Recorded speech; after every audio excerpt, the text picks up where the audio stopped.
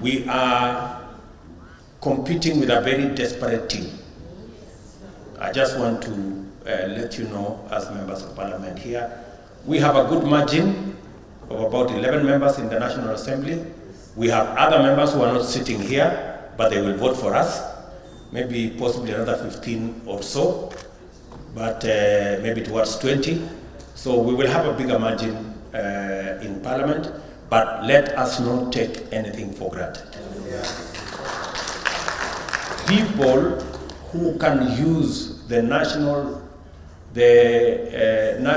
Security Advisory Committee to try and overturn the will of the people, they can do worse. They are very desperate to have the Speaker of either house. So I want to ask you for this, for today and tomorrow, please be careful.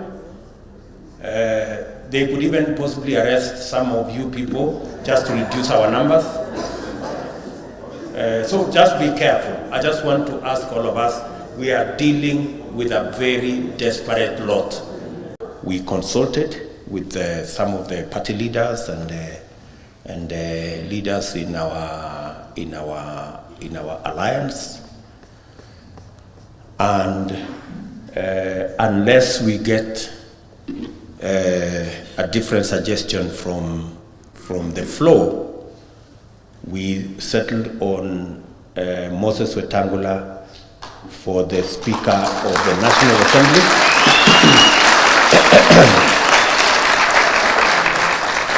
And I am going to ask him to come here shortly. Kwa sababu hii kura lazima iombwe. Si ndio?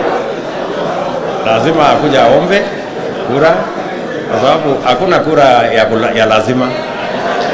Kura ni ya kuombwa. Si ndio? Atuongeleshe vizuri. Pia we are recommending to you, subject again to your approval, for Senate, we are recommending Amason Jeffa King.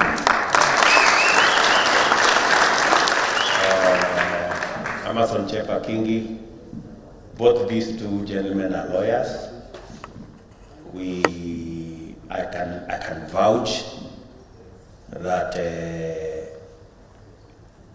if I had my own vote, I would vote for them. If I was a voter, because I can vouch that they have been committed to our cause, and we are presenting these two gentlemen as the Speaker for Senate and National Assembly, subject to your concurrence and approval, because you will be the people to vote. We also, after consultations, we are presenting to you Lady Boss Cholet,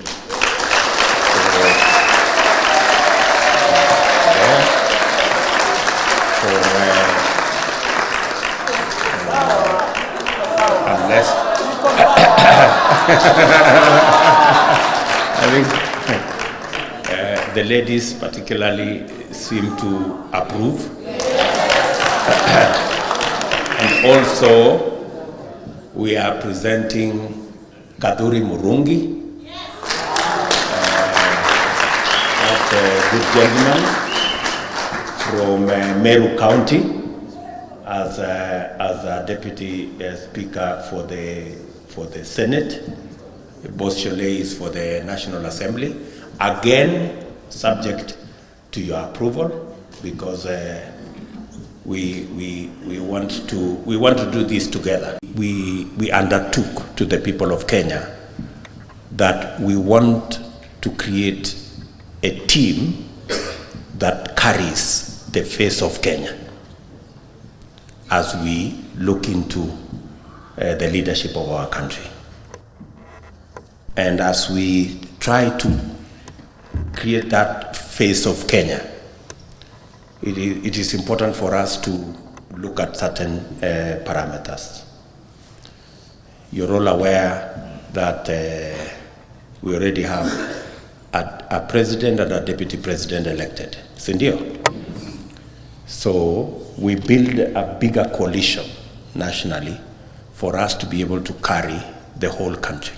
And we will be deliberate. Even when I assemble the next government, we will be deliberate in making sure that we carry the face of this country. Because in this election, the people of Kenya have spoken to us very loudly. They have said they do not want ethnicity to be part of the equation of the politics of Kenya. Sindio? They have told us they want us to build a bigger, broader consensus that carries the people of Kenya. As Rigathi has said, we come from a background where we hardly had any consultation. It was always a lecture, and we have to change that. I want to commit in this very first meeting that this consultation will be the modus operandi of Kenya, as the lawyers would say. This is how we are going to be doing business. We want to listen to everybody where it is possible. We want to listen to the ideas that you have. We want to share.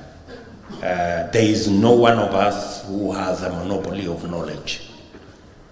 We can always learn from one another. We can always improve on the ideas we have.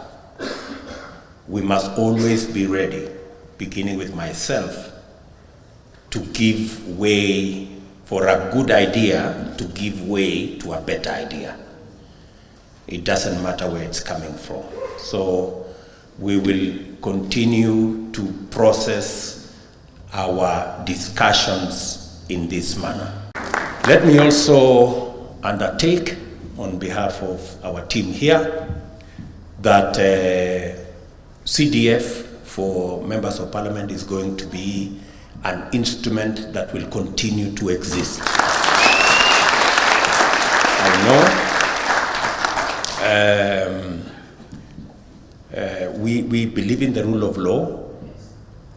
We know that the legislation that was taken to court is the old legislation. It's not the legislation that currently is the basis upon which CDF is going on. We will continue to work with the law so that it continues to be available, because I have been a member of parliament when there was no CDF, and I have been a member of parliament when there was CDF, and the difference is immense.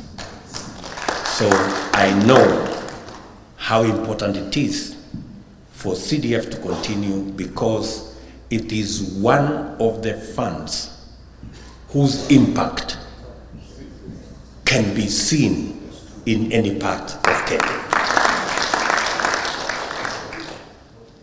I, however, want to also tell you, as members of parliament, especially those of us in the National Assembly, that how you use CDF will determine how long you stay in parliament. Yeah? It is as simple as that. Even if you don't do anything else, if you make sure CDF is used properly, you will be re-elected. Lakini ukienda sasa na hiyo na ingine, raia are very good at accountability. They know, yeah, they know whether that money is being used properly or not.